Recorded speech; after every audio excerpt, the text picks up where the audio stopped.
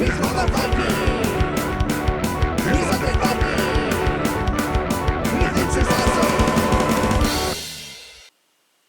everybody, this is me, Undead Viking. I want to talk to you about this game. It is called Roll Player. You can see that it is R-O-L-L Player. So this is a game that is literally a game about creating a D&D character, so to speak. You are going to roll up the stats for your character. You are going to put those stats into your character tableau, and you're going to hopefully satisfy certain requirements that your class and your alignment and your character backstory is providing you. And whoever does the best job of that and also does the best job at collecting some starting equipment is going to then win the game, because you're going to earn the most points. This is a fantastic theme. It's a heck of a lot of fun. So let me show you how the game is played, and we'll come back here and I'll talk to you more about why I dig this one so much. Alright, awesome.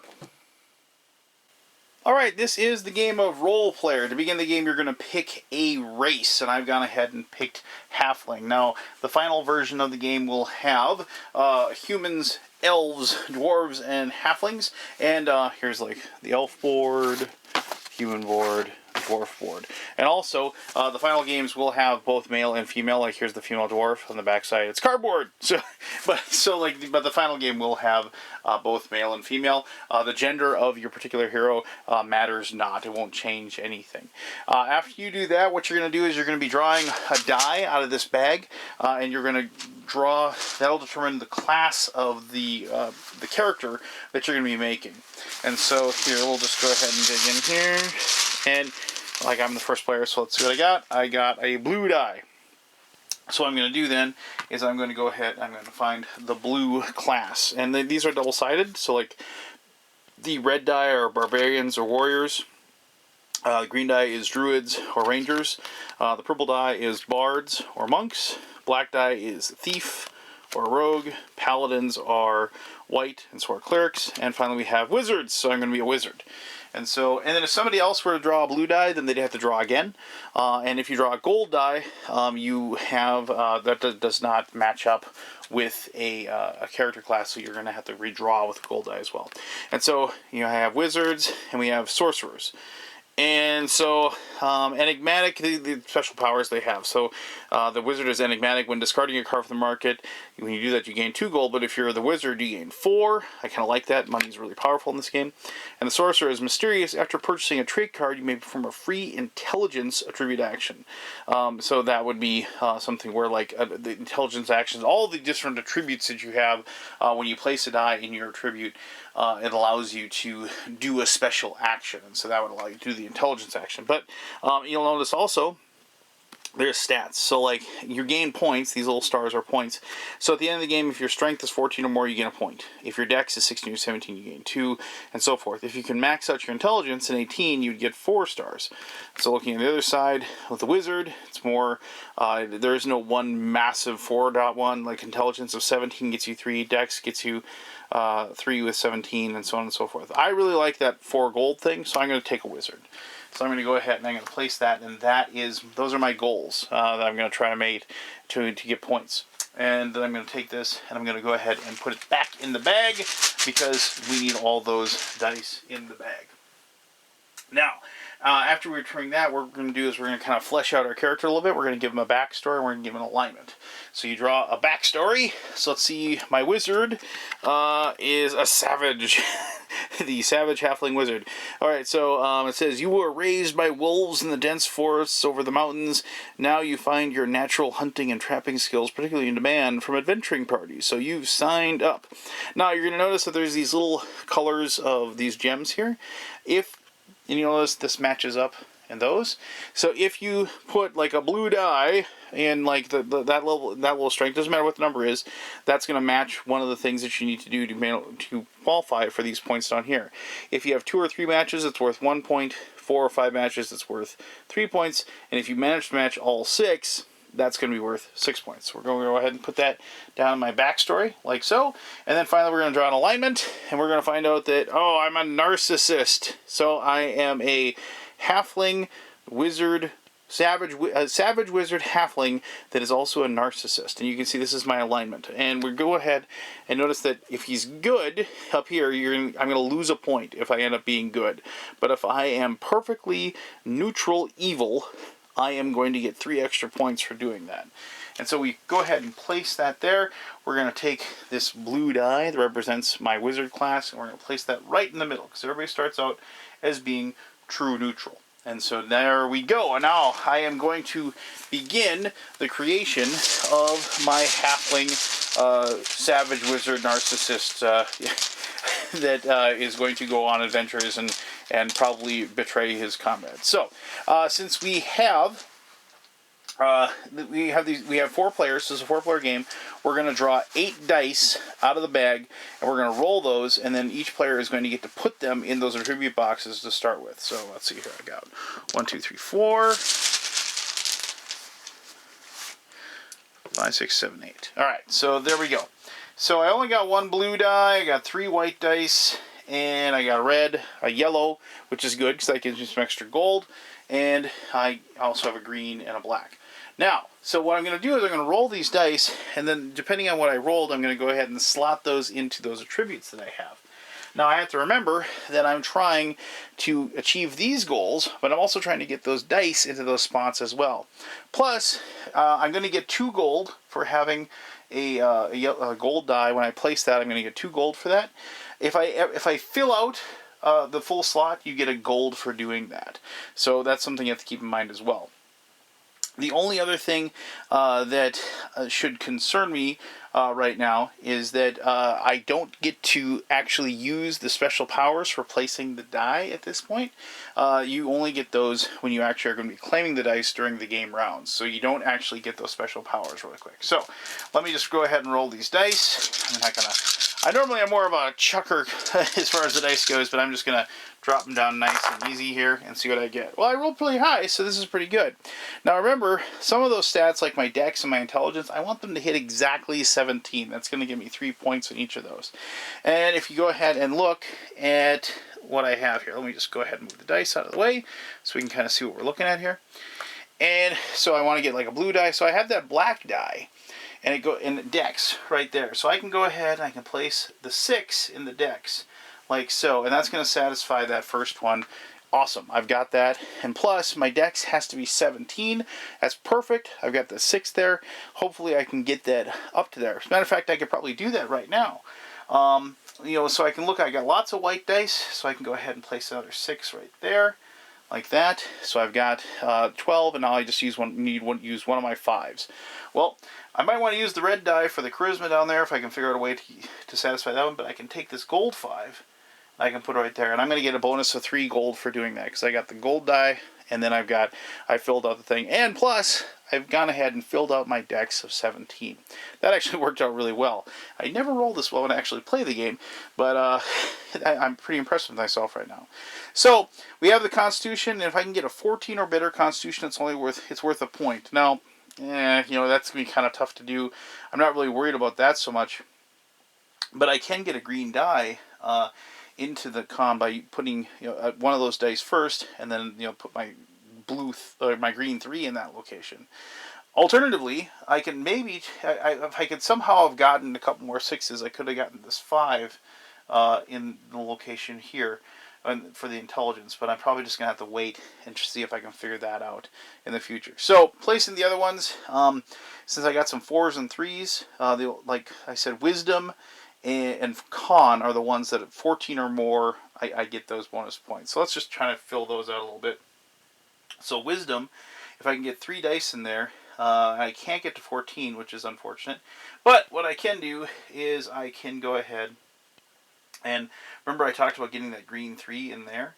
I could put this 4 right there. I could put that 3 right there. Now I've satisfied my con requirement as far as that 3. I can't possibly, in this situation, get to, that's actually a pretty poor decision on my part, because I have 7. I can't get to 14 on the con with those. I mean, later on I can adjust the dice by using special powers, and I can swap dice back and forth. But, let's do this instead. Let's go ahead and take this 5 and put it there. So if I can somehow get a 6 on that last part, then I'm going to actually satisfy that. And plus, I put the green one in there. Now, the rest are kind of hodgepodge together. Wisdom doesn't really have to be super high. So I can put these 2 like 4s there. If I can get a 6 there, that would satisfy the 14. And then the last one, this is going to be kind of bad, but I'm just going to go ahead and I have to get a charisma or strength of 14 or 15. Let's put the 3 up on the top like that. And so I've gone ahead and set up the first 8 dice of my character, and that's pretty good actually. I mean, I satisfied the dex requirement. I don't have to worry about moving those around at all, and I've got both my green die here, and I've got my black die in that location. So right now, I'm already looking at getting an extra bonus point for filling out the first part of the Savage, and getting 3 points for filling out the dex. And I got 3 extra gold for filling out those 3 spots, and for using that gold die. So now what we're going to do is we're going to go ahead and set up the game. Now I've already set out the market cards. I should have drawn those now and put those out there. But the 5 market cards go up there, and the person that is first player, let's just say it's me, is going to go ahead and draw 5 dice. Now normally there's only this many cards plus 1. A number of players plus 1 is that many cards. I'm playing a 4-player game, so we have 5. If you had 3-player game, it'd be 4. 2-player game, would be 3. So let's go 1. I'm going to draw 5 dice. So 1, 2, 3, 4, 5. Alright, so now I'm going to take these dice, and I'm going to roll them, and I'm going to put the dice from lowest to highest on the 1, 2, 3, or 4, or 5. If I get any multiples of dice, then I get to pick where they are as being the first player. So I'm going to go ahead and roll these out. So I got a purple 1. We're going to put that right there. So that started off. And then we have 3 5s and a 4. Well, the 4 is going to go on that location. And now I have those 3 5s. Now I can, as a person, I can sit there and I can think, which, one am I going to take? Where do I want the 5 that I need or that I want in this situation? Well, in this situation, I mean, I can use any of the 5s by putting them in, if I'm looking at my stats, my wisdom, if I can get that 14 or higher, so 5 would not help me. I need a 6 in this situation. With my strength, I could use a 5 in my strength, because then a 6 would probably help out. And so let's just go ahead, and since I don't really need, let me see here. Well, the black die I've already used, and the red die is the last die in the intelligence, and I can't put it in there yet anyway. So let's put the yellow die there, and we're going to go like this. So, and maybe I'm playing against other players that needed those dice. I can kind of look and see what they have and what they're going for, and I can go that route and set that up. Now, what you do is you take these gold coins, and you're going to place a gold coin on the middle 3. As long as they aren't the first and the last, if you're playing with less players, you're playing it. So if you had 4 of the cards, the gold would go on 2 and 3. If you only had 3 cards, the gold would go on 2. And if you take one of those dice, you're going to get that gold when you take it.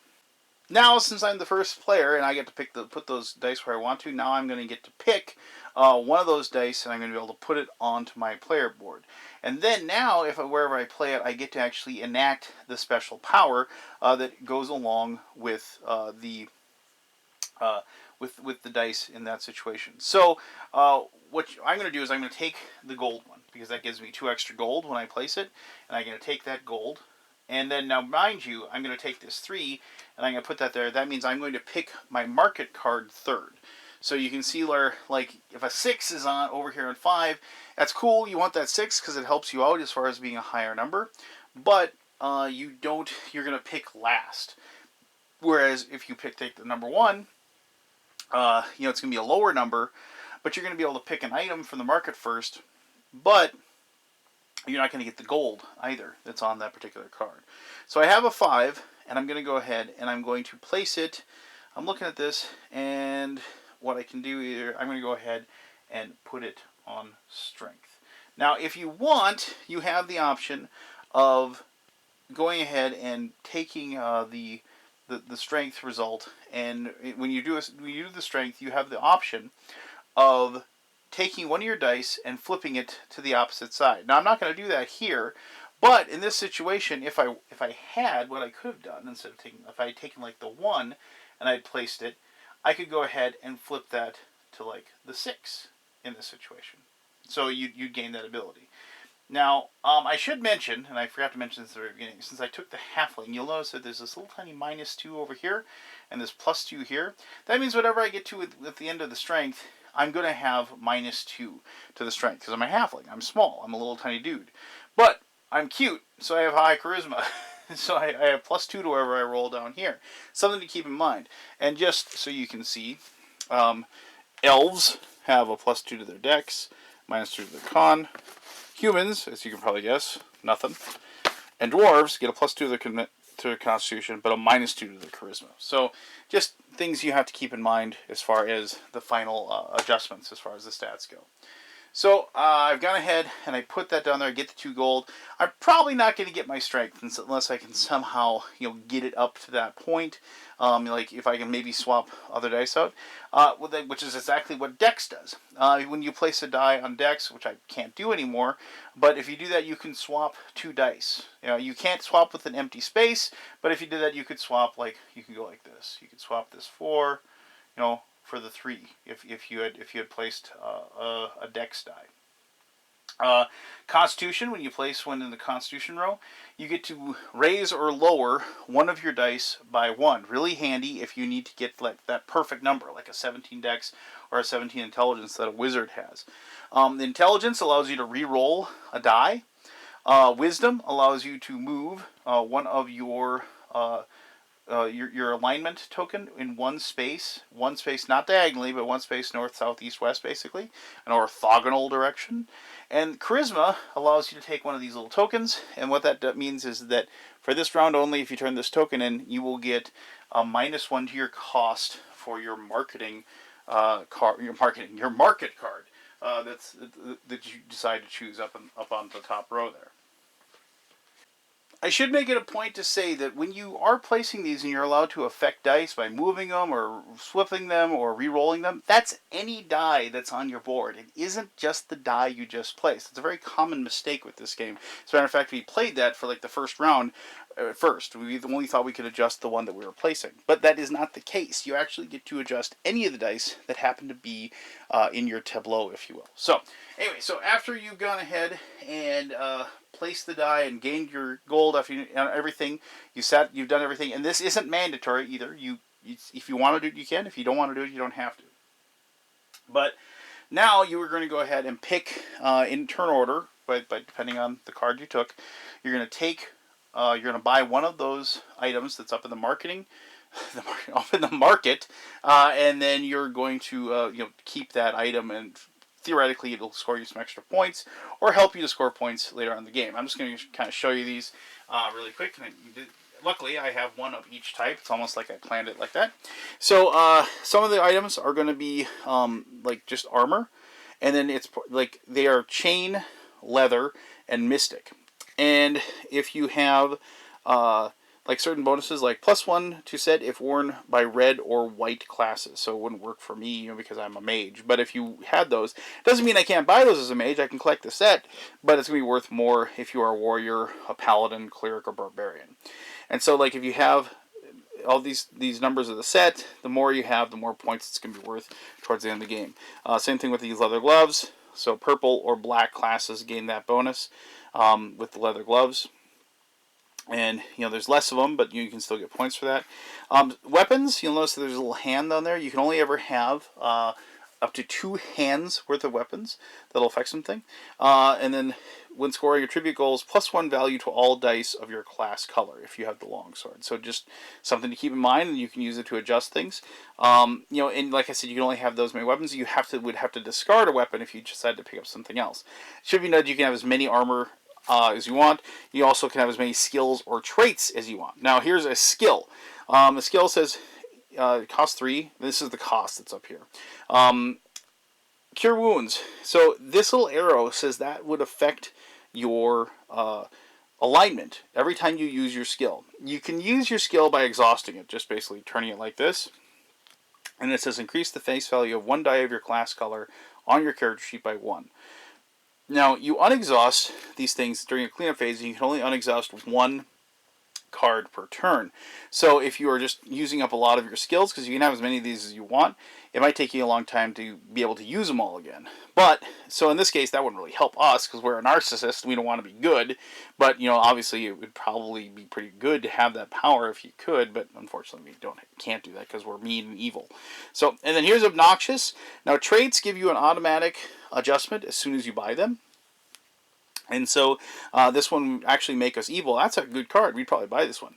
And so it says gain 2 stars for each attribute row that contains 3 same colored dice. Well, you know, this isn't going to help us right now a lot. I mean, we could somehow maybe get another white die in this location. That would actually work really well because we need a white die in Wisdom anyway. But, you know, that's something that you can tie in at the end of the game. And plus, it would make us a little evil because we're obnoxious. And so let's say we bought that one. You know, like, when it was our turn, like, you know, somebody like the goody bought the Cure Wounds, and then like the warrior bought the chain leggings, and then we got Obnoxious. And so we put Obnoxious down here in our traits. You can have as many of those as you want, and we're going to go ahead and move this down just like that. And look, that actually worked out perfectly if we never adjust our alignment ever again for the rest of the game, which is probably likely, because we're going to go from neutral to neutral evil, and then we're going to be perfectly right there to get that bonus 3 points in that situation. So, after, oh, and I should mention also that, like, if you don't want to buy one of these things, or you can't because you don't have enough money, you can just discard one, put it away, and you gain 2 gold. Or if you happen to be the wizard, you gain 4 gold for doing that. So at the end of the round, after everybody has bought everything, everybody returns their initiative cards up to the top. You know, because there's 4 players, there's going to be 1 initiative card left up there anyway. If there happens to be one that had the gold on it, you remove all that, move the die, remove the gold.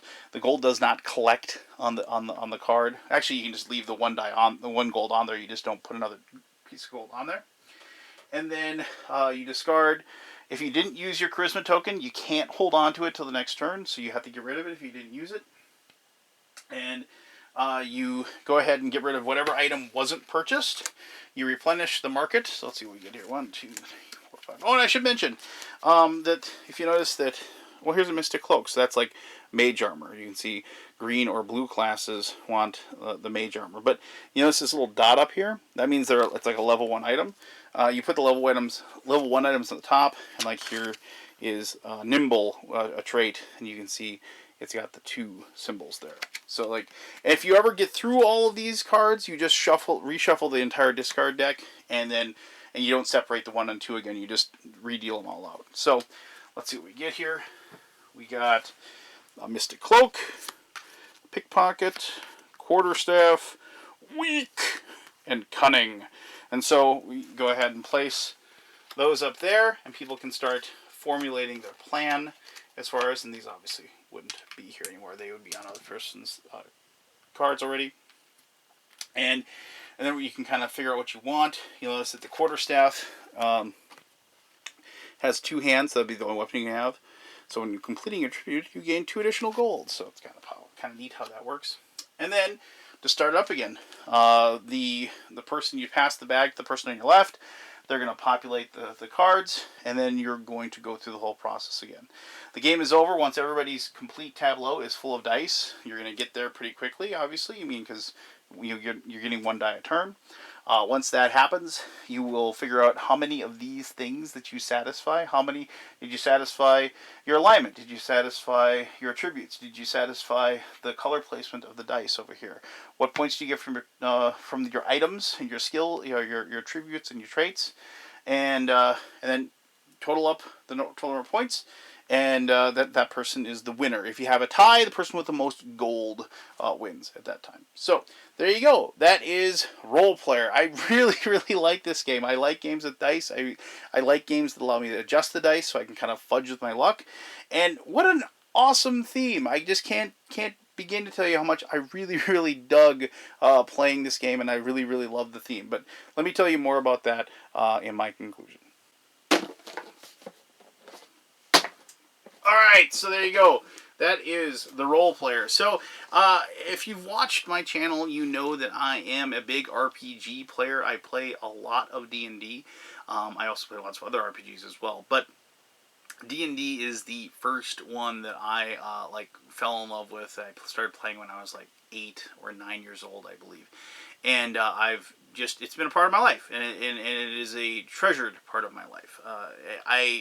And the thing is that back in the day, in the past, when you roll up a character, you didn't expect them to live very long, so it didn't really matter much. My first character ever was a fighter, and his name was Bram. And Bram lived far, far too long for how stupidly I played him. He eventually got eaten by a red dragon, I believe, if I remember correctly.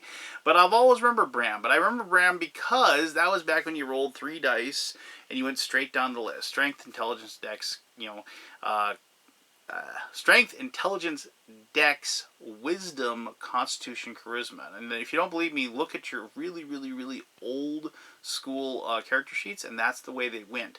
But you would just roll 3d6 and you went down the list. And I rolled an 18 strength. My very first ever attribute roll that I ever made for a character. I rolled 3 dice and I got 3 6s and I had 18 strength. And I was so impressed with that. I don't remember any of the other stats. I could have had a 2 or not 2, but I could have had a 3 and everything else.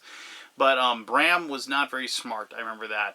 But he had an 18 strength and he was tough. And he lived a pretty good life. But and that kind of fostered this feeling for me of making your character. There's something so wonderful about sitting down with those 6-sideds in your hand and beginning to roll up your character. Now, I know a lot of people talk about point buy or this character creation or that character creation.